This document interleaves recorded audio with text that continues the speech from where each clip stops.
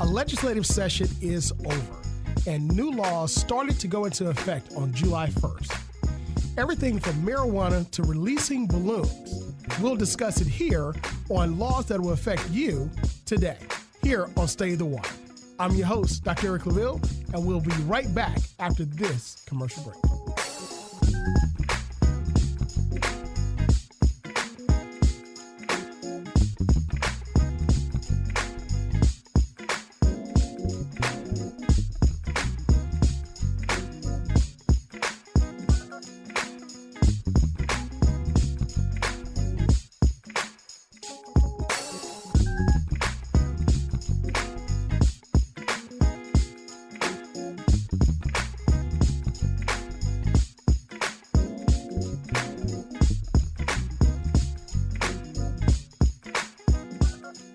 Welcome back. This is Stay the Water. I'm your host, Dr. Eric Claville.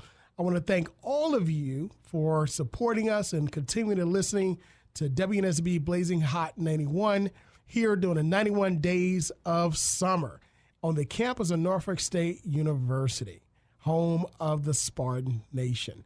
We have proud Spartans all across the country and the world that are so proud to support their alma mater, and we continue to produce great leaders that go out into the world to do great things. And for all you Spartans that are coming in that have been accepted, welcome to Spartan Nation as well. Make sure you enjoy your summer. Speaking of enjoying your summer, I'd like to wish everyone a happy 4th of July. That's right. We are having a happy 4th of July, Independence Day, here in Hampton Roads and all across the country. We have listeners all across the country, from Texas to Louisiana to Florida, all the way up the East Coast.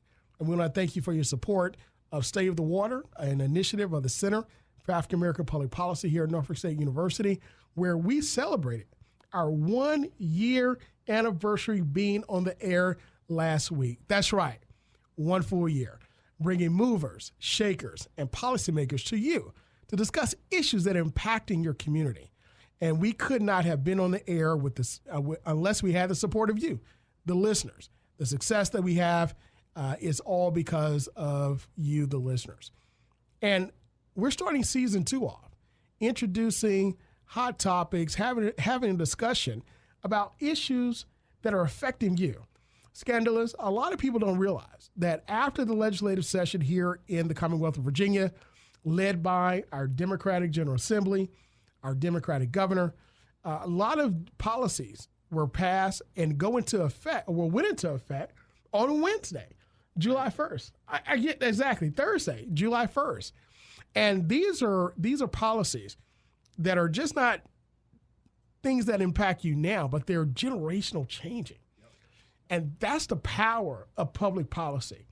You know, one of the things that we want to do here on the show, and we have been doing, is talking about issues and policies and the importance of them, not just from a go out and vote and click the button and you're done, but how would these policies affect you down the road? What is the impact, the social impact, the legal impact, the economic impact, the community impact, the spiritual impact, the educational impact? What are the impact of these policies? So, you know, just like every new fiscal year, July 1st, there are a lot of laws that go into effect here in the Commonwealth from the previous legislative session. And we're going to talk about quite a few here. But in the second, we're going to do an overview of these laws that are going into effect in the first half hour. But in the second half hour, we're going to talk about the big one, the legalization of marijuana here in the Commonwealth of Virginia. You know, there was a lot of talk about the legalization of marijuana. I know at 12:01 a.m. on Thursday, July 1st, a lot of people were waiting for this law to go into effect. There's a lot of controversy still around it, whether it is good policy or not. And we're going to delve into it. What is the impact upon the community? What's the impact upon criminal justice? Because we still have to figure that out. What is the impact on the economics? How can you buy and sell if you want to? Where would that money go? What are the governing bodies that are going to be implemented in order to govern this new industry here in the Commonwealth? And to be honest with you, scandalous, the question becomes, how do we get here? A lot of times we look at issues of consuming marijuana, not for medicinal purposes, but consuming it for recreational purposes, as being something that we were told to shy away from and the like, because of it being a substance that basically caused you to become, as they said, high. And just like alcohol and other substances, it wasn't good for you for long term or short term and so forth. But there's been the proponents of it said, no, this is fine, it's okay. But really the moving force behind this is it the economics of it. And what about the criminal justice issue of it? And how does this affect our young people? And how would this affect future employment situations or current employment? Will the drug test for private employers, state employers, federal employers, or employees be implemented to include this or exclude marijuana in your system? Again, these are all issues that we're dealing with. We still have to flesh it out, but we're going to get to it and we're going to delve into it. I gave you a sneak peek, but we're going to delve into it in the second half hour. But let's take a look at an overview of some of the laws that will go into effect or went into effect on Thursday, July 1st of this year. First of all, state employees. State employees receive raises. If the budget included money for a 5% raise for our teachers, state employees, college and university faculty and employees, and state-supported local employees like sheriff's deputies. Now, state troopers will receive an additional 3% raise plus money for each year of service. Now, by the way, if you want to take a look at this source, you can go to any major publication and take a look at it, and it'll outline it. But I'm looking at the Freelance Star, which is published out of Fredericksburg, of course, the Virginia Pilot here locally, the Daily Press locally, and others have this outline. You can go to your publication, take a look at New Journal and Guide, take a look at all the online resources that you usually look at, Washington Post and so forth, and they'll have this information in there. But let's take a look at these raises for our state employees. Now, we know during the pandemic, there was a lot of stress placed upon public servants. And all of these individuals listed are public servants.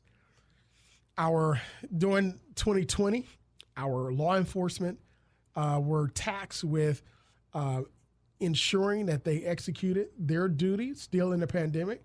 And keep in mind, we had the summer of 2020, the year 2020 of social justice movement. Now, whatever side you're on for social justice, that's your side.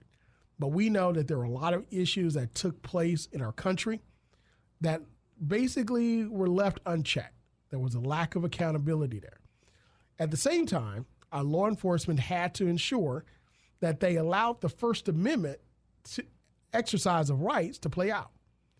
But at the same time, they had to ensure that they were executing their duties when there was a situation of individuals breaking laws.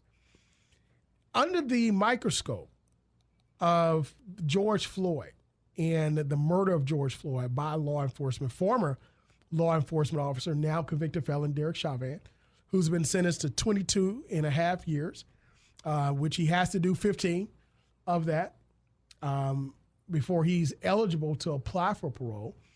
And then, of course, he's got the civil rights charges that there may be a plea deal out, scandalous, in order for him to serve those up to 25 years, serve those sentences concurrently or at the same time. They were under that microscope. So everything that they did, every word they said, every action they made, every move, every twist and turn was under a microscope. Now, we know how the pendulum changes, right? The pendulum swung to that extreme, being under the microscope, and it swung to the other extreme of not being under the microscope. So now that pendulum is swinging back.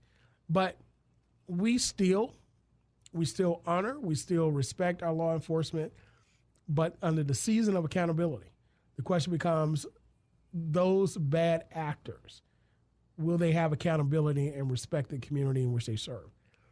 But neither here nor there, we still honor the service that they have. So their pay raises. Also, when we talk about university employees, faculty, state employees, and teachers. Now, if you have kids that were in school, grade school K through 12, I'll start there. Like my wife and I children, which our oldest son graduated from high school. So we're excited about that. Graduated with honors, every honor you could have. We're so extremely proud of him and all the others that graduated. We saw every day what our kids went through to be educated virtually. Some hybrid, they went back to school sometimes. We saw that. We saw the stress placed upon our teachers. We saw that.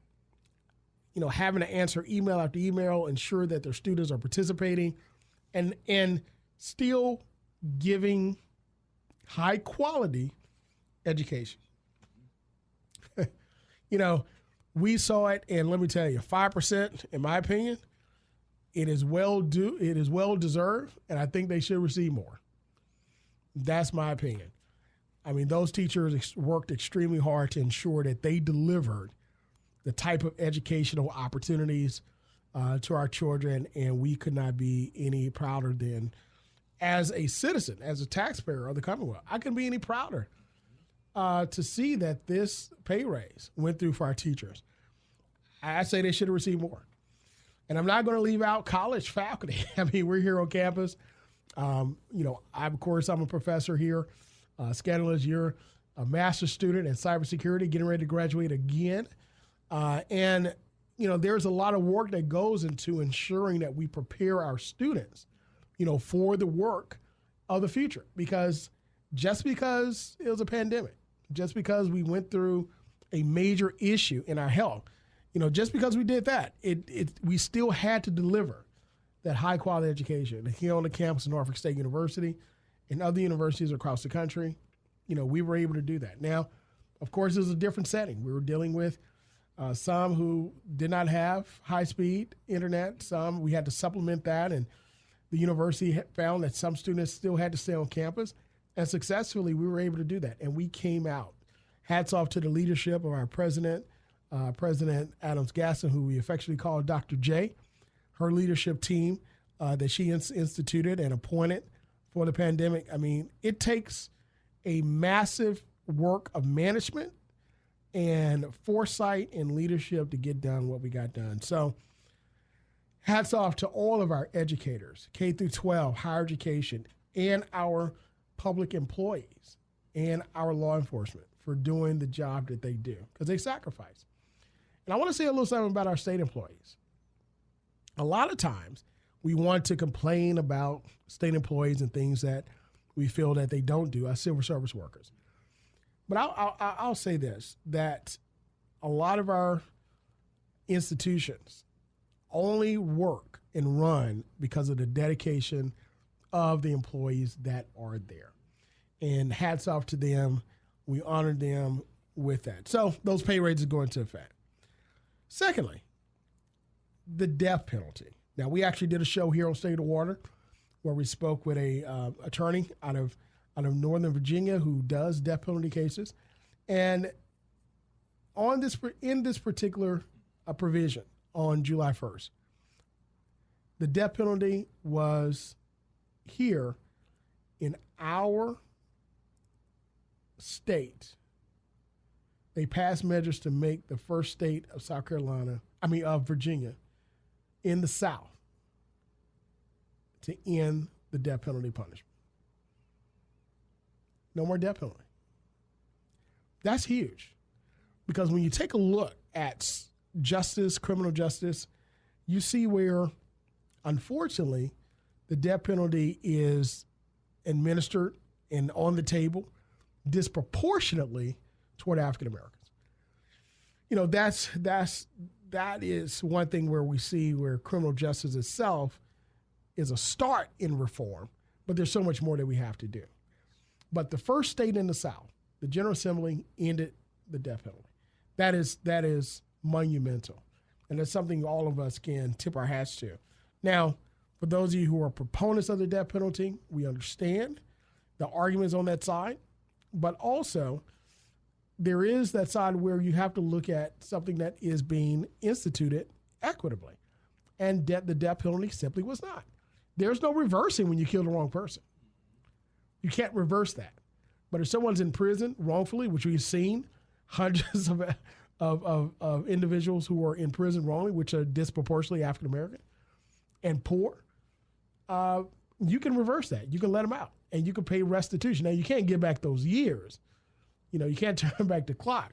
But at least, scandalous, you can reverse that particular sentence and give them back some time. Give them back some restitution in the rest of their life. So, raises, the abolishing of the death penalty. And I'm going to go to voting rights. Now, we know in 2020, one of the major issues in our state or our country was voting. We saw what happened in 2020 with former President Donald Trump, his false claims, which people are they're still talking about he won the election. No, he did not. Nothing's verified. Even now, those who were in the White House with him are saying, well, we really didn't agree with him. We only did X, Y, Z because they're trying to backtrack that. But nobody really believed it behind the scenes. They talk about it, but of course you say things on television and to appease, the powers to be. We get it. But when we talk about our democracy, when we talk about things that are our free and fair election, this is something that we champion across the world. But it was something that was put into jeopardy by false claims. So our legislature, and we actually did a show about here on State of Water, and we looked at states that open up access to voting, the ballot box, I call it access to the ballot box, and those that decrease. So when you look at two southern states, Virginia, increased access to the ballot box. Georgia started decrease access to the ballot box. Well, we helped to strengthen those measures. So what went into effect on July 1st here in the Commonwealth of Virginia, the legislature approved measures that ban anyone other than law enforcement from possessing guns within 40 feet of polling places on Election Day. And this is because of intimidation.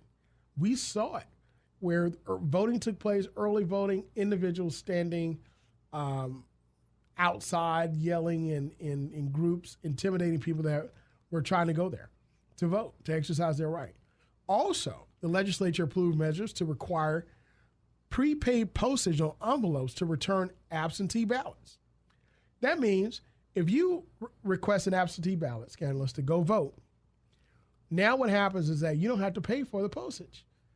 All you have to do is just fill it out and drop it back in the post office box, or take it to your polling place. Take it to the polling place during that day. You can take it to the city courthouse or the clerk of court where you can also vote on the voting day, or you could drop it in the ballot box if there's one available.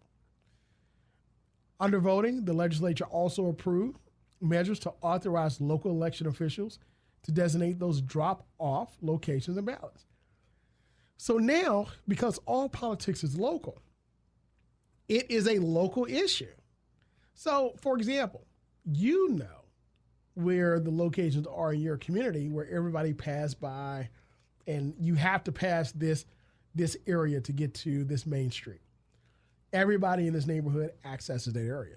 Well, because you live there, you work there, you operate there, you grew up there, it makes sense to place that ballot box there, that drop-off box. If someone out of Washington, D.C. doesn't understand that. So it makes things local. But at the same time, if the community is not engaged, there's always a faction that wants to stop you from voting. So you have to make sure you're engaged. That is the key when you keep things on the local level. And then finally, under the voting rights, the legislature passed a law to allow voters with disabilities to vote outside a polling place. That's huge. That's huge because we know that, we we live in a society where, everyone does not have the same ability or the same opportunity. But at the same time, we can help to make sure that individuals exercise their rights by allowing them to come vote in a place that they are not only just comfortable, but they can access comfortably in. So hats off to the legislature for thinking about those that need additional assistance. And that's, as a society, that's what we should do. Let's take a look at K through 12 education. Now, this is something that there were some, keep in mind, a lot of these laws didn't just sail through to be passed, right? Some of these were contentious. And here's one. In K through 12, the legislature and lawmakers passed legislation under which teachers will be evaluated on their level of cultural competence under standards set by Virginia Board of Education. So that's a mouthful, because now you're asking yourself, how do you now educate individuals on cultural competence? But I think it's key that we understand, our teachers understand, that every student does not come from the same background. We have to understand that every student has challenges and uniqueness about their community that makes them special. So cultural competence about African-American students, as students who are immigrants, students that come from Latin nations or Hispanic nations, students that come from Asian nations, students that are white but come from rural areas. All that has to be taken into consideration when educating students. As a matter of fact, I remember when I want to say it was 2006, almost 20 years ago, 15 years ago. When I first started my career in higher education and in being a professor, I remember I went to a seminar where we talked about understanding learning styles and understanding how each student learns. And that was the real push of technology scandals in the classroom.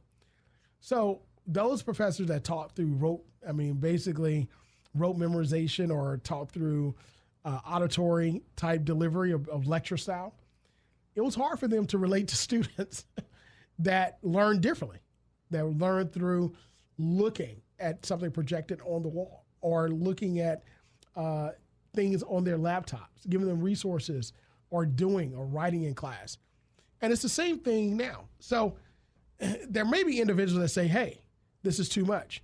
But if you look at the cycle of education and compare it to what has taken place, I think this is part of the growth. So they also passed legislation requiring schools to be open for in-person learning 5 days a week as well. Under immigration, one of the contentious bills is that new laws allow parents who expects to be incarcerated or deported over an immigration issue to petition a court to approve a guardian for the parent's minor child. Why is this important? If you're in a situation where you are here in the country, whether you're legally or maybe your time in the country is ending under the provision that you came in under, your visa, educational visa, but you have a child that's born here, they're an American citizen, but you're looking at deportation or looking to be incarcerated because of a violation of some type of law here or maybe immigration law. Scanners, you have an ability now to petition a court to appoint a guardian over your child, to continue to reap the benefits of our great country as they grow and contribute to this great country, which is also theirs because they're American citizens. So that is huge, because now what happens is that you can help to secure the child's future, as opposed to them going to a country. It may be of their heritage, but it's not of their knowing. And that's a big difference. It's kind of like European coming here and their child is now Americanized, but they're being deported back to a European country, such as like Ukraine, Latvia, Estonia, one of those countries. It's your heritage, but it's not of your knowing. So we have to look at it from that perspective. And I think in not just hindsight, this is going to be looked upon as a great provision to help people, but in foresight. Now, under workers' compensation, new law says that COVID-19 causing the death or disability of healthcare providers is an occupational disease, and they can be compensated under Workers' Compensation Act. I think this is key. I think this is a no-brainer because we didn't know what we were dealing with, but individuals who are now disabled because of this have some protection. They're protected under Workers' Compensation Act. So that's really what that law is about, ensuring that all workers are protected.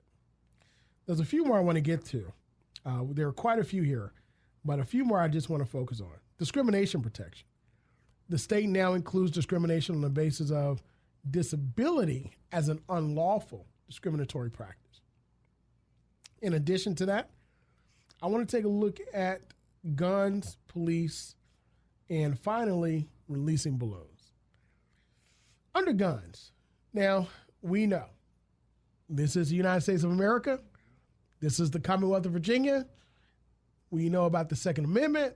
There are many people that hold their guns true to their existence and their lifestyle. We understand that guns are used for hunting purposes. Now, keep in mind that for 6,000 years, man did not have guns to hunt. They used other ways of trapping, spears and bow and arrows and things of that nature. But I do understand if you want to use a gun to hunt, but it's not needed based upon the history of mankind. But I get it. But what about other guns? You know, how are these guns affecting our livelihood if you are a family member who's been convicted of assault? Do you have the right to own a gun? Let's take a look at it. The legislature passed a law preventing anyone convicted of assaulting a family member from purchasing or possessing a gun for 3 years. Now, they wrote into laws bans on guns in the Capitol, state capitol, and state buildings, and ban on guns on state capitol grounds. Let me tell you why that's important. Well, first of all, the first part of that, a lot of domestic violence cases that end in murder or murder-suicide, you find that there was an assault first, and they were able to secure their guns, and they were able to finish what they set out to do. Unfortunately, the majority of the time, if not all the time, it ends in tragedy. So that helps to keep the family members safe. But let me tell you the other part of that gun law. Banning guns on state buildings and capitol grounds. Every year during MLK Day, the Republican Party, they passed a provision, they supported a provision where you have Gun Rights Day, the same day as Martin Luther King Day, right? So you'll have legacy civil rights organizations, young people, older people, there on the Capitol grounds, living out the mission set out by Reverend Dr. Martin Luther King and other great civil rights workers, right? And our heroes and that legacy. And you'll be faced with somebody who's walking around with a gun on their side. I mean, it was one of the most ridiculous things, all because of intimidation. But now we don't have to deal with that anymore. As it relates to police, the state legislature passed a law stopping police agencies from using controversial facial recognition technology. Now, this is extremely important because we're talking about your rights. We now have to determine what are our rights as it relates to this issue of facial recognition. Who owns your features? Who can monetize off of that? And will this technology be used by a private company, or will it be used by law enforcement or public use, and for what reason? These are things we got to figure out. But the fourth industrial revolution, and we'll talk about that here on State of Water in future shows, is here. And we have to figure out AI, artificial intelligence. Also, under public records, the state legislature required criminal investigation files in cases that are old or closed to be released to the public within 65 days of the request. This is huge because now we have an opportunity to see things that were recorded and answers to questions that we so dearly need. And finally, it is against the law for adults or anyone to release balloons in the Commonwealth of Virginia. This helps out our wildlife. This helps out our state. And it's a $25 fine if you do release one. We find that a lot of times these balloons end up in our oceans and our waterways, and it's really just not good for the environment. So that's an overview, scandalous, of the law, some of the laws that went into effect on Thursday, July 1st. But the big one we're going to talk about is the legalization of marijuana when we come back in the second half hour. So stay tuned after this commercial break. We'll be right back. Programming on Blazing Hot 91 is brought to you in part by Brothers Chops Seafood and Spirits, presenting the Brothers Jazz Series, featuring saxophonist Eric Darius. Eric Darius, performing as part of the Brothers Jazz Series. Upstairs in the Loft, July 8th, 9th, 10th, and 11th. 2 shows nightly, 6 p.m. and 8:30 p.m. Sunday, 3:30 and 6 p.m. Eric Darius, performing as part of the Brothers Jazz Series. Brothers Chops Seafood and Spirits, 200 East Plume Street in Norfolk. For reservations, brothersnorfolk.com. Eric Darius. It's summertime. So we're serving you with the Blazing Hot 91 Days of Summer. You asked for it all pandemic long. And Blazing Hot 91 is turning up the heat. Yeah, you got it. I can see it. Bring it. Listen all summer long as we do something you've never seen done on public radio. We've been listening to your station since it began, and we're going to keep listening. Blazing Hot 91 is giving away prizes and surprises all summer long. Yo, what's up? You can win cash. What did he say? Yes, cash. Show me the money. I need to feel you, Jerry. Show me the money. This is the Fresh Prince's new definition of summer madness. Enjoy cash plus prizes from a plethora of businesses around the 757. Contest for tickets to shows and concerts. And we're constantly adding more fuel to the fire. Be on the lookout as Blazing Hot 91 is going to be moving all around the 757. It's the Blazing Hot 91 Days of Summer. Blazing Hot 91. Sponsors of the Blazing Hot 91 Days of Summer. Send Me a Trainer, Virginia Beach. Sweet Frog, Independence. Bull Bay, Seafood City, Norfolk. Gym and Juice. Formerly Juice Bar House. Brothers Chops, Seafood and Spirits. Elements of Health, Portsmouth. Welcome back, and thank you again for joining us here on State of the Water. I'm your host, Dr. Eric Claville. Once again, we'd like to wish everyone a wonderful 4th of July holiday. Let me tell you, it has been a long time since we've been out to enjoy this Independence Day. We know that we have come through a major pandemic and life-changing event. But just like our slogan here at WNSB, Blazing Hot 91, we will and we have gotten through this together. But continue to stay vigilant, continue to stay safe. Make sure that you talk with your healthcare physicians and officials, and get vaccinated so that we can continue to move forward.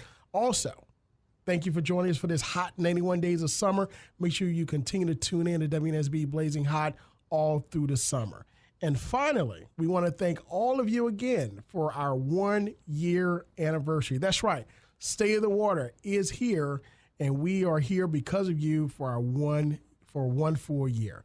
So we're kicking off next week our second year of shows, and we're going to be just as impactful and informative as we were in this past year, bringing movers and shakers and policymakers to you, the community, to discuss the issues impacting your community and your lives. So in the first half of the show, we talked about Virginia laws that became active and effective July 1st. So we went through a list of them, quite a few provisions and laws and statutes that have changed that are going to impact our lives, from releasing balloons to the legalization of marijuana. And in the second half hour, we're going to deal with, and we're going to dive deep into the legalization of marijuana. What's in it, right? What's in the law? Scandalous. A lot of people are saying, oh, marijuana is legal. So we can do X, Y, Z. We can do whatever we want. But that is not the case. That is not the case. But we're going to talk about the law. We're going to delve into it. And not only delve into it, but we're also going to talk about the control boards and the 3 committees and commissions that are created in order to govern this generational changing policy. And then also we're going to discuss the pros and cons. What were the arguments for and the arguments against? because ultimately you got to make your decision. And that's what this show was about, not telling you what to think or how to think, but rather giving you the information, all of the information, and allowing you to make your decision. And then finally, what may be the long-term impact and what should we look out for? So let's start with it. So the Commonwealth of Virginia has created a website called cannabis.virginia.gov. That's cannabis.virginia.gov.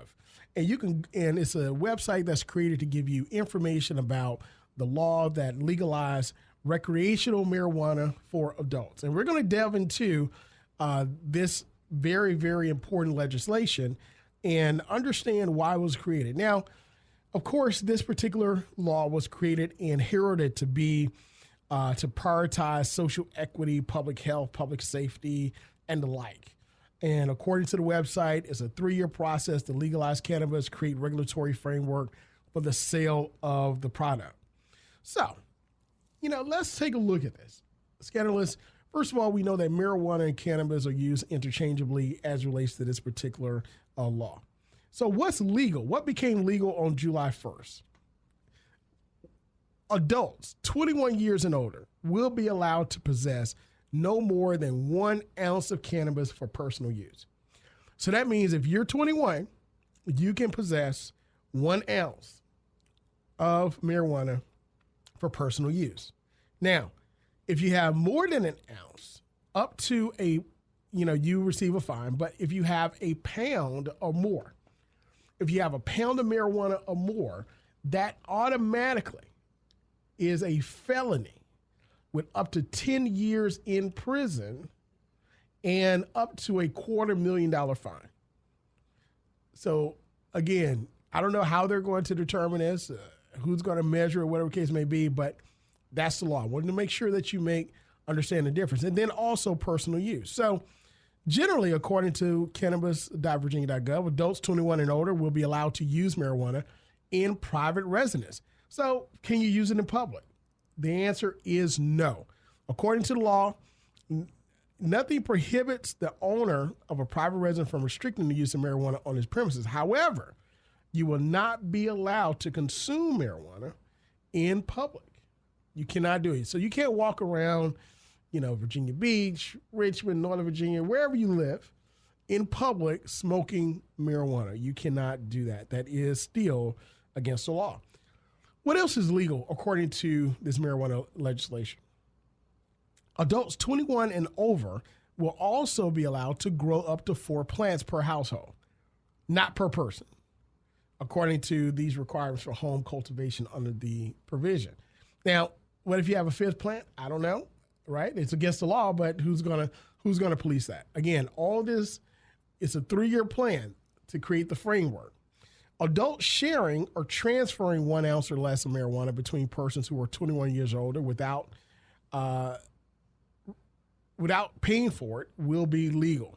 So you can share, but you can't receive any compensation for it or any type of monies for it, any type of gift or advertising conjunction for the sale of the goods or services.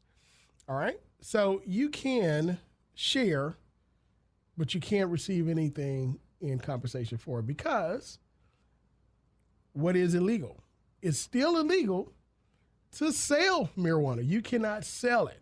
So if you possess it, how do you possess it if you don't purchase it from someone else? But again, this is a framework, right? It is still illegal for anyone to consume marijuana who is under the age of 21. If you're under the age of 21, it is illegal for you to consume and also have marijuana.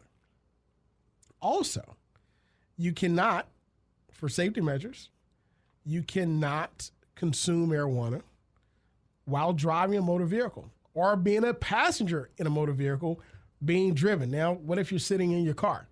Is that a private residence? Of course, that's open to interpretation according to the law, is going to be defined. But again, we're talking about driving. You cannot consume it in your car. You can't possess marijuana on school grounds. You can't possess marijuana or consume it while operating a school bus or any motor vehicle for hire or commercial vehicle. Okay? And again, it's still against the law to consume marijuana in public. Now, Norfolk State University has already put out on social media, and they're going to communicate to all the students, faculty, and the like, that it is illegal to possess marijuana on the campus of Norfolk State University. It is a school. It's a university. It is illegal for anyone under the age of 21 to possess marijuana here on the campus of Norfolk State University. So, students, if you think that this law has changed the outlook or how you can operate here on campus, the answer is no, according to the law and the policies of the university. But again, this is something that scandalous. There's a lot of questions about how would this look and how would this be handled over the course of time. So let's take a look at the commissions that are created. All right. So we just delved into the law itself. All right. And determined what is legal, an overview of what is legal, and an overview of what's still illegal. All right. So the state officials in Virginia, they're going to appoint 3 oversight boards before, in order to govern the sale, the use, the consumption of cannabis. All right. So what are these 3 boards? The Cannabis Control Board, it's created to oversee the business licensing and enforcement. Now, the governor will appoint 5 members to this particular board. Also, a Public Health Advisory Board to advise lawmakers on the public health impacts of legalization.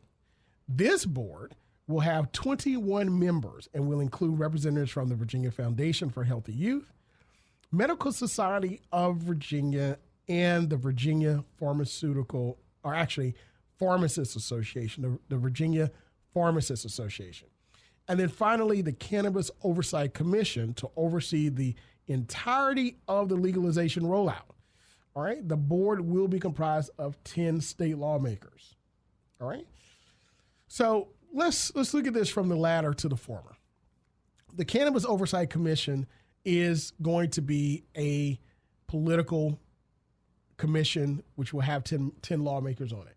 Of course, we'll have 5 on the Republican side, 5 on the Democratic side. And this particular board is very similar to a subcommittee that you'll have in the General Assembly. So basically, this board will have oversight on the entire legalization rollout. Now, I haven't taken a look into actually, I don't think it's created, but the actual provisions and the guidelines of these commissions. But if we're overseeing the rollout, then it also has to oversee the cannabis industry itself, the legalization. So we'll see if the regulations or the policies, the guidelines of this oversight commission also extends to the entire industry itself, which I think it should, and it just may. Secondly, the Public Health Advisory Board will advise lawmakers on the public health impacts. And we're going to talk about in just a moment some of the arguments against the legalization of marijuana because of the adverse impact that some believe that it will have on youth and other communities, more so than others. So you're looking at 21 members, and you have health officials, of course, the Medical Society, Pharmacists Association, but I think also the Foundation for Healthy Youth. And we're gonna talk about that in just a moment. Scandalous, how is this, right? How is this going to affect the youth of today and tomorrow? And then finally, you're looking at the Cannabis Board to oversee the business and licensing enforcement. That's only 5 members, right? So let's kind of delve into this just a little bit more. So when we talk about business and licensing, when you talk about why was marijuana legalized in the first place, keep in mind, for decades, marijuana has been considered an illegal substance, all right? Many people are in prison because of the trafficking, the sale, and also consumption of marijuana.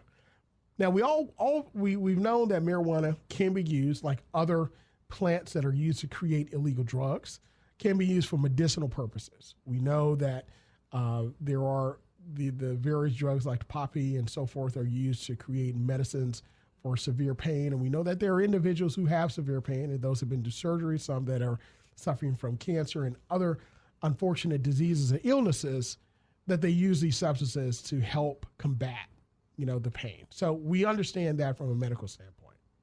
But now, when you talk about the consumption of it for recreational use, but the business and licensing of it is what I want to delve into here, is that who's going to benefit from this? All right. What are the guidelines to get a license to not just cultivate, but also to sell? Now, we know out of states that have legalized the personal use of marijuana, like Colorado, the amount of money that they're making out of those various shops. I mean, you're talking hundreds of thousands of dollars per day that these shops are making. That's right, per day that they're making. And because the banking industry cannot accept it because it is listed as a scheduled drug, illegal substance, so they're having to put that money and be creative and store it off-site and things of that nature. So street gangs, there have been reports that are gotten, they understand this, so they're breaking into various shops and stealing and so forth. So it's a cat and mouse game as it relates to that. But that's what we're talking about, enforcement, right? So who gets the license? What individuals are going to make money off of this industry? Now, we understand that just like casino licenses, which we're going to talk about as well, because we have the legalization of casinos, gambling in the Commonwealth of Virginia. So there's a lot of changes taking place in a short period of time. But who's going to get those licenses? Who's going to benefit from those? Now, we know that historically those licenses have been withheld from African Americans and women business owners and any individuals who are non-white males. Will it be the same, right? Will there be equity there? Now, whether you agree with the legalization or not, I want to take a look at why this law, or the justification for creating it, and some of the questions about it. And then we're getting into some of the arguments against it, right? Now, will Virginia's law promote social equity? So the legalization, according to cannabis.virginia.gov, go to it. It has all general information, medical information, adult use cannabis, commercial sales information, home cultivation, and the like. If you have any other questions, you can contact the state officials on that. That's cannabis.virginia.gov. But what would this do to promote equity? So on July 1st, all records of misdemeanor possession with intent to distribute marijuana arrests, charges, and convictions will be automatically sealed from public view in the Virginia State Police systems. So this was created or sold to say, hey, we're going to create social equity by eliminating all of these arrests and convictions from public view. All right. So what does that mean? That means if anyone's looking up a court record or your background check, this is not going to come up. It's sealed. You can't look it up on the internet. You can't, no agency can get it. Nobody can get it, right? It's sealed. Now, the only person that can unseal the sealed record is the individual who the record is sealed for, or their counsel. So the counsel's not going to do it because they have attorney-client privilege, right? So they're not going to do it. So it has to be that person, all right? But it's sealed, so you can't see it. This is going to also help a lot of individuals that have this on their record to obtain business licenses, professional licenses, employment, and the like. So this is a good thing, right? But also, this follows the sealing of simple possession of marijuana records that were completed in 2020. So if you had simple possession without intent to distribute, your records were sealed in 2020. If you had intent to distribute, your records are now sealed in 2021. It became effective July 1st. But by July 1st, 2025, after several state entities overhaul record keepings, all records, including records of arrest, charges, convictions, simple possession of marijuana, or misdemeanor possession with intent to distribute, will automatically be sealed on all state and private databases. That's huge, because now it is as if it doesn't exist anymore. Now, Virginians will have the ability to petition the court to seal all marijuana-related misdemeanors and most related felonies. These criminal justice reforms are created to help modernize the Commonwealth's criminal record keeping system, removing barriers for, as I stated, employment, housing, education. Because keep in mind that there was also a push back in what we call the crack revolution to disadvantage individuals that were convicted of these crimes when they couldn't receive financial aid. So there are some individuals that want to go to college that were forbidden, or by law, they can't receive financial aid because of those drug convictions. So this will help, right? So now you'll be able to access, scandalous, individuals who are out there that or have been stopped from progressing in society through educational purposes because of this mistake. It's gone. It's covered. It's sealed. Now they can access student loans, Pell Grants, and the like. Federal aid. Now, let's talk about diversity, all right? Promotion of diversity, participation in the industry. Now, business and equity diversity support team at the Cannabis Control Authority will provide this assistance to help analyze barriers for small, women-owned, and minority-owned businesses, right? It's going to help to create a loan program to provide loans for qualified social equity cannabis licensees for the purpose of promoting business ownership, economic growth by communities that have been disproportionately impacted by it. Now, what does that mean? We're gonna flesh it out, right? We're gonna see, but ultimately, it means money investment. So, how much investment? The Cannabis Equity Reinvestment Fund is a community-led fund. Will receive 30% of all tax profits. 30% of all tax profits, an estimated $26 million in the first year of sales, and $128 in the fifth year. Will use directly to impact economic disinvestment and disproportionate enforcement of drug laws by providing communities and individuals with resources to support local design and control of community-based responses of such impacts. So, the tax base that is estimated to be received on this is $26 million. That's 30%. So again, multiply 30% times 3. That give you 90%. Scaleless and simple math. We're looking at roughly 75, 76, 77, $78 million, of which is 90%. And then, of course, we're looking at approximately close to $100 million in tax sales, right? In the first year, right? Close to that. So when we talk about why did marijuana become legalized, let's be honest about this. Any industry becomes an industry when you find a way to make it profitable. And when it becomes profitable, not just for business, but also for state and local localities, then there you go. So some people believe that's the reason why. It wasn't probably one of the only reason, but I think it was one of the major reasons, right? So how would this Virginia law protect public health? Now, again, keep in mind that they've created this law, this advisory council to advise the Cannabis Control Authority on all health-related matters, including best practices to prevent youth access, banning advertisement from attracting youth, prohibiting store sales near schools, mandating warning labels, and child prevention locks, and requiring public education campaigns. And the law would allocate 25% of marijuana tax revenue to substance abuse prevention and treatment and 5% for public health programs. Scandalous, that sounds great, and that's the right thing to do. But will that help to curb youth access to marijuana? We're going to talk about that in just a moment. Also, if you're interested in serving on one of these boards, all you have to do is just submit information to the Secretary Commonwealth's website, go to it, and contact your General Assembly representative in order to serve on this particular one of these boards. Now, if you want to get a license, you have to go through a certain process. The cannabis, in order to sell medical cannabis, you have to go through Virginia's Medical Cannabis Pharmaceutical Processor Program. Also, if you want to adult use commercial sales, it's going to be regulated by various safety guidelines.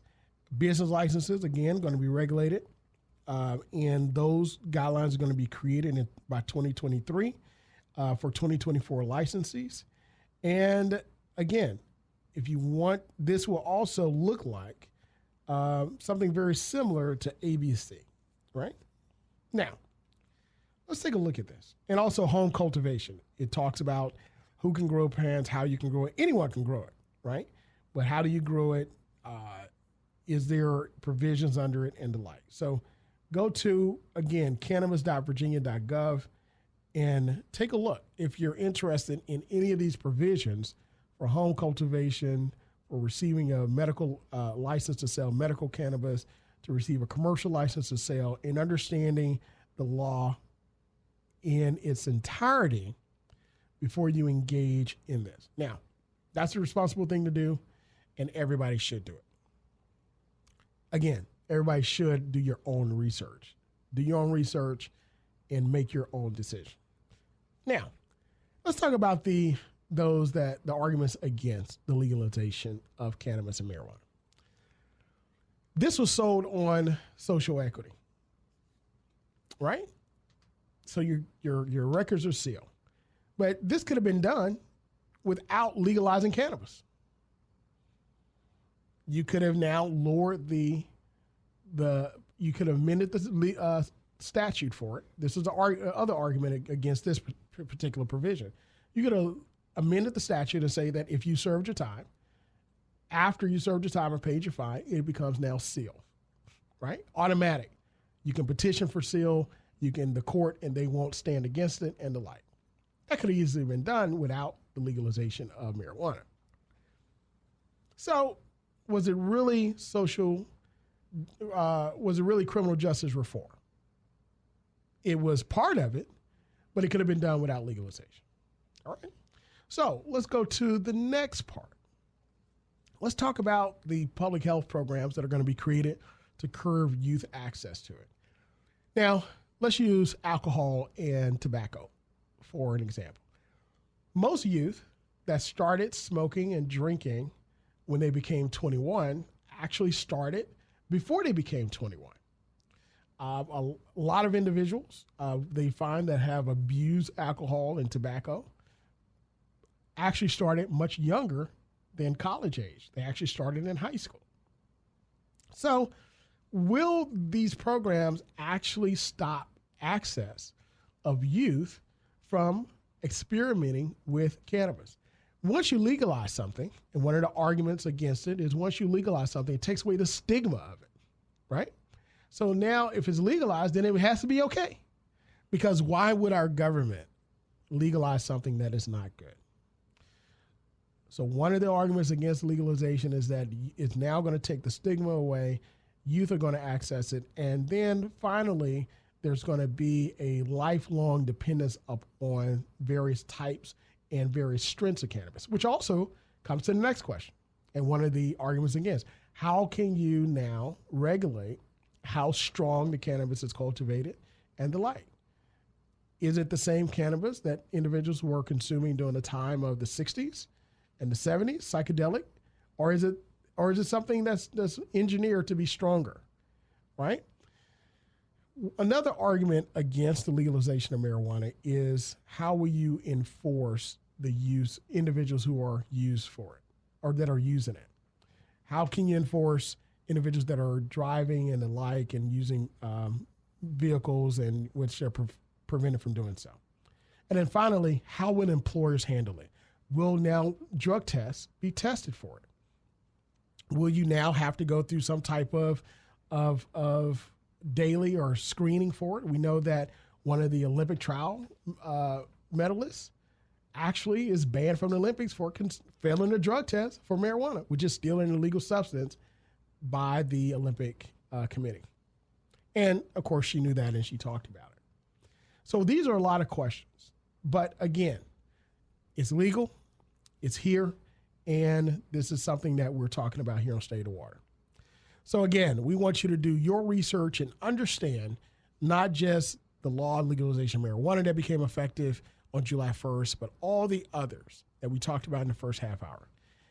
And keep in mind, on this particular show, we don't tell you what to think, we don't tell you how to vote, but we give you all the information. We tell you what's being said, how it's been said and where to find it, and allow you to do your research to make your decision. Because ultimately, this is your Commonwealth, this is your society, and this is your country. And as we celebrate Independence Day on this July 4th, we want to make sure that you understand and we all understand that our country is a great country. And it's a great country because of the contributions of all Americans. We honor all individuals from the beginning of this country to now that have utilized the opportunity to build it up, utilize the innovation, ingenuity, and that love this country greatly. And because some people kneel, because some people protest, it doesn't mean they don't love the country. It means that they do, and they simply want to see the country be better and greater for all individuals. And that's what America is all about. Out of many, we are one. So once again, we thank you again for joining us for this Stay in the Water program on this Sunday. This wonderful 4th of July Scandalous. It's happened again. You know, we get into our great discussion and we run out of time. But join us next Sunday here on WNSB Blazing Hot 91 on the campus of Norfolk State University, where we bring policymakers, movers, and shakers to you, the community, to discuss issues that impact your life. I'm Dr. Eric Claville. I'm your host, and we'll see you next Sunday.